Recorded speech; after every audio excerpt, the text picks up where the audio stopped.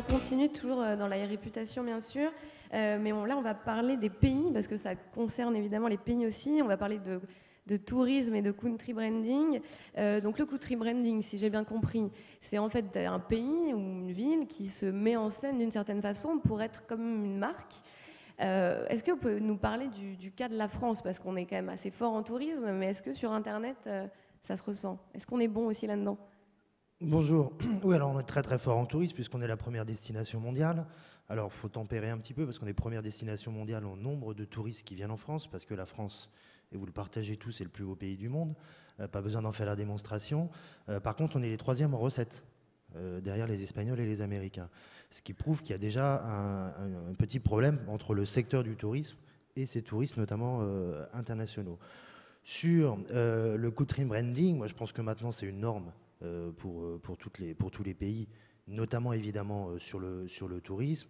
On a eu une malheureuse expérience, on parlait de e-réputation, il y a quelques années maintenant avec France.fr, qui a mobilisé pas mal d'argent public pour faire quelque chose qui, à sa sortie, est tombé à la 30 millième connexion, pour ressortir que 6 mois après. TechCrunch en avait fait ses gorges chaudes aux États-Unis à l'époque.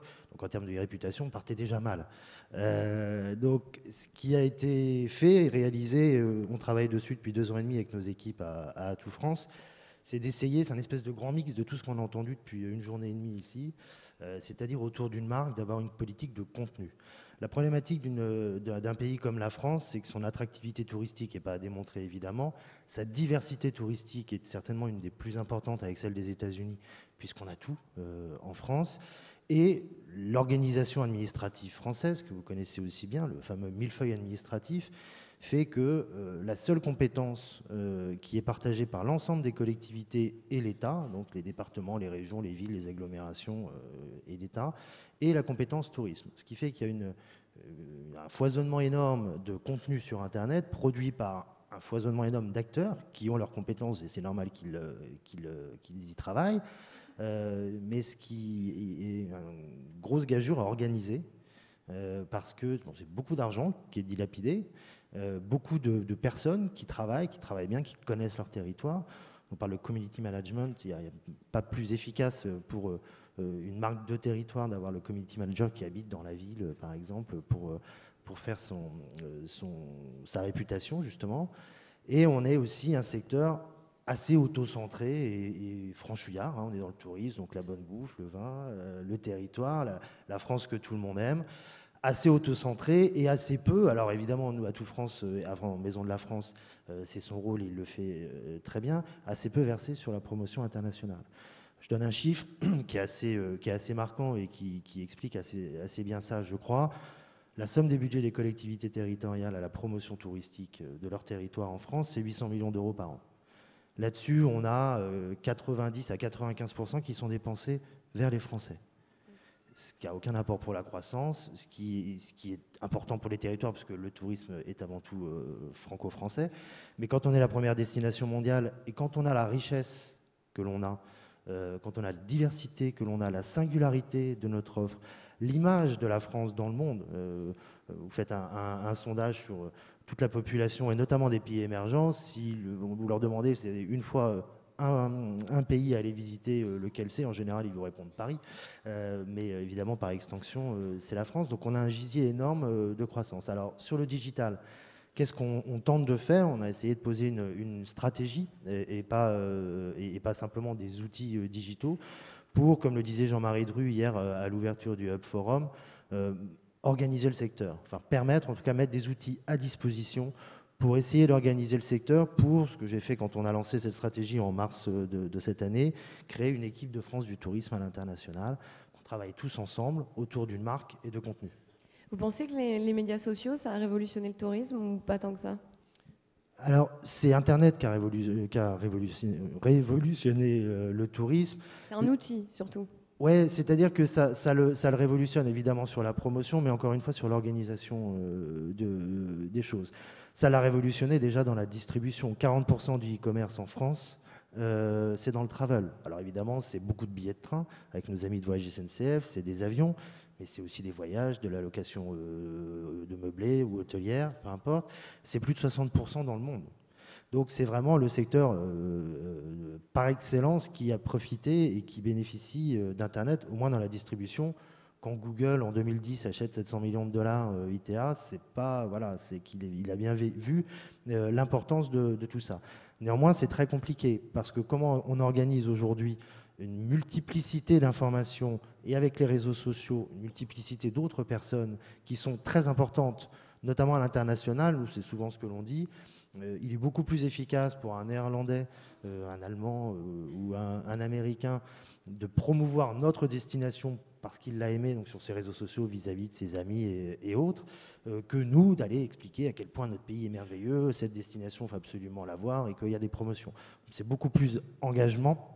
Je reprends encore des choses qu'on a vues hier, enfin qui ont été dites hier. Le contenu, c'est le roi, l'engagement, c'est la reine, et le social media, c'est le vecteur. C'est exactement ce qu'on a. Donc, pour aller un peu plus dans le détail de la stratégie digitale autour de la marque rendez-vous-en-france.com, on pose une marque qu'on veut, c'est une vraie ambition, c'est un vrai travail derrière, parce que malgré tous ces centaines de millions d'euros dont j'ai parlé, on n'a pas beaucoup d'argent, nous, pour faire tout ça. Donc on est obligé de travailler de façon très collaborative et transversale. Et on essaie d'être une force d'entraînement pour le secteur, beaucoup plus que un promoteur de solutions technologiques qu'on n'a pas encore. Je lance un appel, hein, si les boîtes technologiques veulent bosser avec nous autour de ce beau projet, on y est tout à fait favorable. Autour de cette marque, on veut produire le meilleur contenu et se faire reconnaître comme étant la référence mondiale sur le contenu des destinations. Pourquoi ? Parce que les contenus, on les fait produire par les acteurs locaux du tourisme. Atout France, c'est un GE, un groupement d'intérêt économique. On a toutes les collectivités territoriales, enfin toutes les CRT, les CDT, tous ceux qui font la promotion touristique de leur territoire, mais aussi toutes les entreprises privées du secteur. Donc on fait produire les contenus. On a 35 bureaux à l'étranger. On les fait produire sur une plateforme collaborative qui s'appelle monrendez-vous-en-france.com. Pour l'appropriation de la plateforme collaborative, parce que c'est travailler de façon collaborative et transversale dans ce métier est vraiment une innovation, une nouveauté. Ça plaît, hein, ça marche et c'est très bien, mais voilà, il faut beaucoup en parler. Donc l'idée, c'est vraiment de structurer tout ce contenu derrière une marque. Derrière une marque. Et ce qu'on essaie d'apporter comme valeur ajoutée avec nos bureaux et nos spécialistes qui depuis 20 ans tournent dans le monde entier pour faire la promotion de la France, qui connaissent évidemment et très bien l'offre française, l'offre des destinations françaises, mais aussi et surtout ce qui nous intéresse là, la demande. On ne consomme pas la France de la même manière ou un territoire français de la même manière quand on est américain, anglais, chinois ou belge, puisqu'il y a une histoire avec certaines de nos destinations qui sont différentes. Et donc d'un même contenu créé en français par un acteur local qui met son marketing dedans, qui met ce qu'il veut ce mois-ci, cette année-là, promouvoir dans son territoire, on l'adapte au multiculturalisme mondial. On le traduit, la problématique de traduction en France, et c'est pas que dans le tourisme, c'est dans beaucoup d'autres secteurs, est un vrai sujet. On ne peut pas aller faire de la promotion en parlant mal sur les réseaux sociaux, un site internet ou ailleurs, en parlant mal la langue du pays. Donc la qualité de la traduction et de l'adaptation est très importante. Je reprends souvent un même exemple, la Normandie, qui m'est assez chère. Pour un Américain ou un Canadien, vous allez insister sur les plages du débarquement à Cornapé et autres. Pour un Anglais, la Normandie, c'est une extension de la Grande-Bretagne. Donc vous allez lui vendre autre chose. C'est un peu différent. Voilà comment on essaye de faire. On a créé aussi, ce qui est très important dans cette stratégie, donc, qui est basée sur 4 outils, un site internet de marque, rendez-vous-en-france.com, une plateforme collaborative, notamment pour échanger ce contenu, mais aussi pour travailler à des projets collaboratifs et transversaux entre les acteurs du tourisme français. Un métamoteur de suggestion qui a été développé par les équipes de voyagesncf.com, VSCT, en partenariat avec la Caisse des dépôts et Atout France. On a créé une boîte qui s'appelle Exatourisme et qui est un moteur de suggestion il y a eu le président de l'UMI s'en est fait l'écho assez bruyamment il n'y a pas longtemps, une espèce de fronde des hôteliers français qui se sentent un peu prisonniers par les grandes centrales de réservation américaines, les Booking, Expedia et autres, qui prennent des taux de commission assez importants, mais d'un autre côté qui remplissent leurs hôtels. Donc c'est un peu le syndrome de Stockholm pour l'hôtellerie française. Il n'empêche qu'il y a une vraie nécessité, moi je le crois, et on est évidemment nombreux à le croire, à se dire, comme on le disait à une table ronde juste avant la personne de French Web, on est des pionniers dans le digital, on est des pionniers dans le tourisme aussi, on a un produit merveilleux, on a des ingénieurs, on a des jeunes, on a plein de personnes qui pourraient travailler sur ces produits-là. On n'est pas obligé de baisser les bras par rapport aux attaques, pas aux attaques, mais à ce qui est fait aujourd'hui dans la distribution. Et donc dans ce moteur, qu'est-ce qu'on essaye de faire? On essaye de contextualiser des offres d'hébergement, par exemple, par du contenu premium, des contenus de destination, pour permettre aux internautes, puisque c'est l'objet de rendez-vous-en-france.com, d'être la porte d'entrée à valeur ajoutée du tourisme français sur le digital dans le monde entier, pour pouvoir permettre de contextualiser des offres et pas simplement quand on demande un hôtel en Normandie d'avoir la liste des hôtels comme on peut avoir sur hotel.com ou autre. Donc voilà, on essaye de faire tout ça. C'est tout un secteur qu'il faut emmener dans ce projet. C'est très enthousiasmant parce que c'est beaucoup d'acteurs, donc c'est pas forcément toujours simple. Mais on a vraiment là, pour moi, je crois, moi ça fait 2 ans et demi que je suis dans cette agence pour faire ça. Et je crois qu'on a vraiment là une vraie pépite de la croissance future française. Le tourisme, même si en général, nos dirigeants politiques est toujours vu comme la dernière roue du carrosse, c'est 7,1% du PIB. Quand il y a eu la révolution de Jasmin en Tunisie, on entendait tous les responsables dire « Allez en Tunisie, c'est très important, vous vous rendez compte, ces pauvres Tunisiens, s'ils n'ont pas la Tunisie, ils ne vont pas y arriver. » C'est 7,5% du PIB, le tourisme en Tunisie. Donc c'est vraiment un secteur majeur de la France. C'est des emplois non délocalisables, locaux, c'est des emplois qui sont aussi pas toujours super qualifiés. Enfin bon, bref, donc c'est vraiment très important dans la période de crise. Je pense qu'on doit vraiment miser sur ce secteur. Et aussi dans cette période de crise, c'est un secteur optimiste.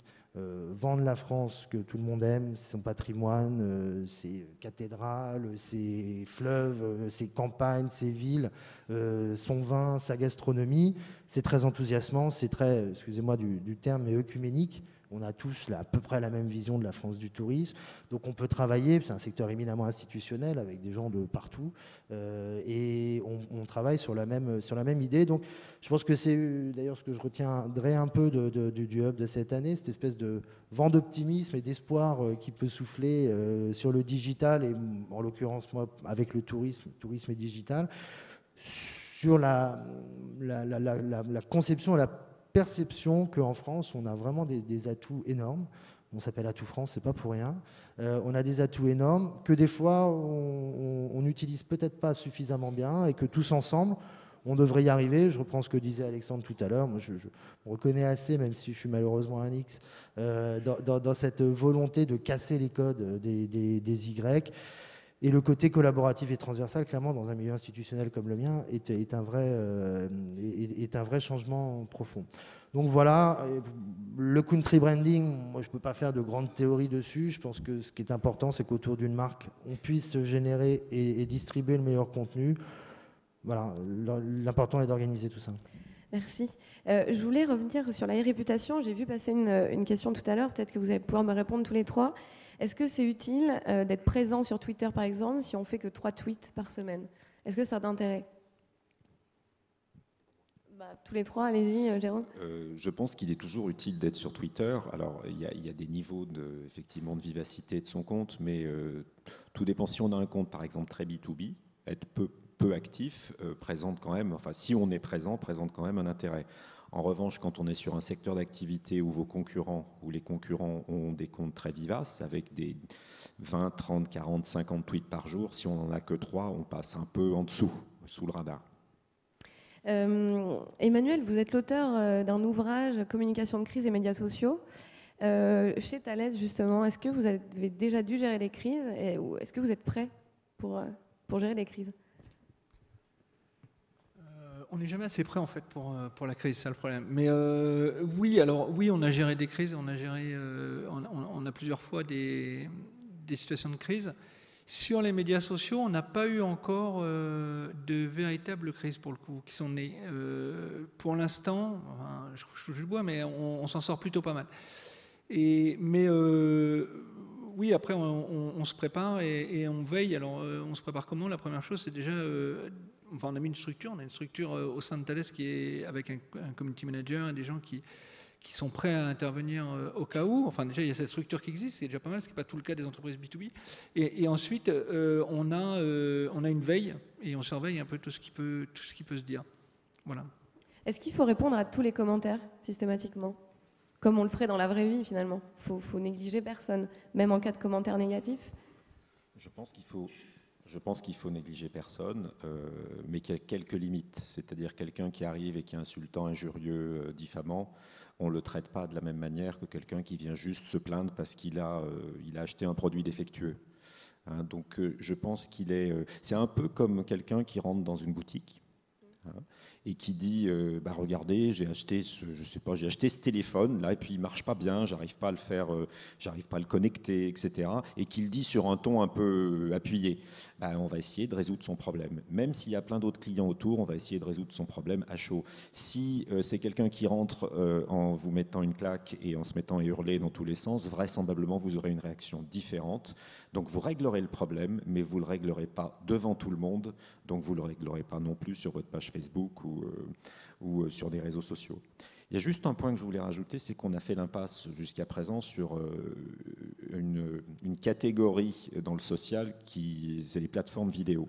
En termes de crise, les plateformes vidéo sont extrêmement sensibles. Il y a eu des crises mémorables, hein, les Domino's Pizza, des gens comme ça qui ont publié des contenus qui étaient des contenus assez fracassants pour la réputation des marques. Et je pense que là, il y a un vrai enjeu de veille. Et puis il faut être capable de produire des contenus, le même type de contenu, donc des contenus vidéo, très vite pour pouvoir, si j'ose dire, récupérer le coup. Alors une dernière question, je pense que ce sera la dernière, on aura peut-être plus le temps après. Est-ce qu'avec les médias sociaux, que ce soit pour tous les trois, est-ce que vraiment le maître mot, c'est la transparence absolue? Pour moi, oui. On ne peut pas faire autrement. Alors, juste pour Je crois que vous n'êtes pas complètement d'accord avec ça, Jérôme. Vous nous direz après sur la transparence absolue. C'est très bien, c'est bien qu'il y ait des débats. Juste pour répondre à ce qu'on doit tweeter, même si on doit avoir un compte Twitter, même si on a 3, ça dépend qui on est. Xavier Niel, il a dû envoyer 5 tweets. Ils ont fait leurs effets. Après, pour une marque, notamment une marque de territoire, je pense que c'est essentiel. La difficulté pour nous qui sommes dans le tourisme international, c'est qu'on ne peut pas, pour le coup, de son territoire, tweeter dans toutes les langues. Déjà pour la maîtrise des langues, mais aussi parce qu'il y a des façons de tweeter, des façons d'interagir sur les réseaux sociaux qui sont différentes d'une culture à l'autre. Donc ça, c'est important. Après, sur la transparence, Twitter est un média complètement transparent. Personne n'oblige personne à tweeter, mais quand vous avez tweeté, c'est parti. Jérôme, le mot de la fin. Vous n'êtes pas d'accord avec ça? Je ne suis pas totalement d'accord. Il est clair qu'avec les réseaux sociaux, les médias sociaux, les influenceurs sur Internet, il faut être honnête. Il faut mériter leur attention, donc il faut les respecter. On est dans une relation de respect. Donc c'est une partie de la transparence. Maintenant, je pense qu'on est quand même, quand on est une marque, quand on est une entreprise, on ne peut pas tout mettre comme ça par terre. On peut pas. La transparence totale est impossible. Elle est même pas souhaitable. Je pense que les gens, un client ne se répand pas non plus, n'est pas totalement transparent sur le net. Donc je pense que il faut. C'est des grands mots. Dans la réalité, ce qui se passe est quand même sensiblement différent. En revanche, pas de faux nez. Quand on y va de façon honnête. Voilà. Merci à tous les trois de nous avoir éclairés sur beaucoup. ce thème. On peut applaudir Merci. les intervenants.